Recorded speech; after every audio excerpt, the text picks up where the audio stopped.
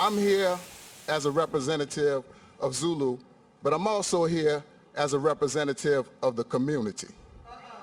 This is unacceptable. Naaman Stewart is the president of Zulu. Like so many others, he wanted his anger and frustration heard by city leaders. He spoke at a special city council meeting 3 days after the August 5th flood.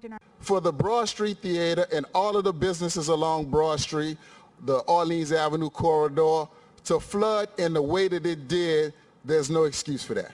I grew up in the city that cared for God. Now I'm in the city that just forgot to care. The water came to my calf. Y'all should be held accountable too. These people could have died in the water. We literally saved somebody in their basement. You took the people back to Katrina. You know, drainage is a core government service. I could not get home to my senior apartment. I shouldn't have to make major life-changing decisions every time I see a cloud. To say the pumps were on and working is an absolute falsehood. The Zulu dance sits just blocks from this pumping station, one of the oldest and most critical in the city. It's like living across the street from the fire station and your house burns down.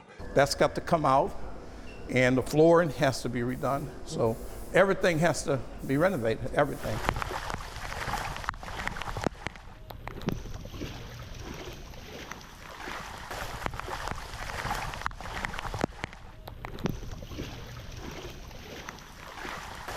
But we had like 4 feet of water in here, 3-4 feet of water in this place.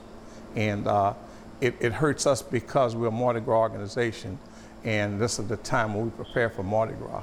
So as Zulu historian Clarence Becknell oversees repairs to the main lounge, he knows the club is in a race against the clock to prepare for Mardi Gras. Members who stayed as the floodwaters rose worked frantically to save framed photos of the club's past presidents, but so much else was lost.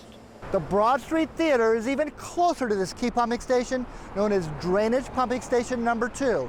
It sits within eyesight, practically across the street.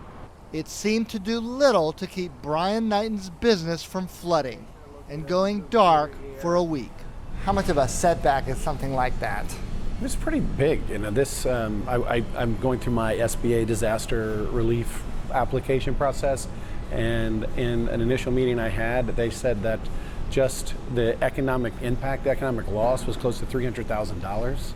At the time of the August flood, the 4-screen theater was still recovering from the July 22nd inundation.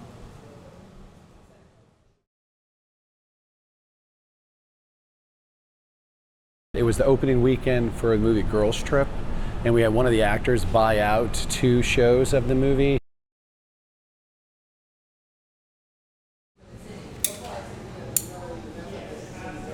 I know we have to do it ourselves. That doesn't sound like a huge vote of confidence in the city tackling the problem. No, and I don't know whose fault that is. If you can't keep the water out of the city, then you don't have a city. As we walked up and down Broad Street, we found many people echoing Knighton's feelings. Just a few blocks away at the exclusive barbershop, owner Kevin Banks replaced this sheetrock, but a newly painted mural was lost forever. And I got him to paint this wall for me, and you see we lost that.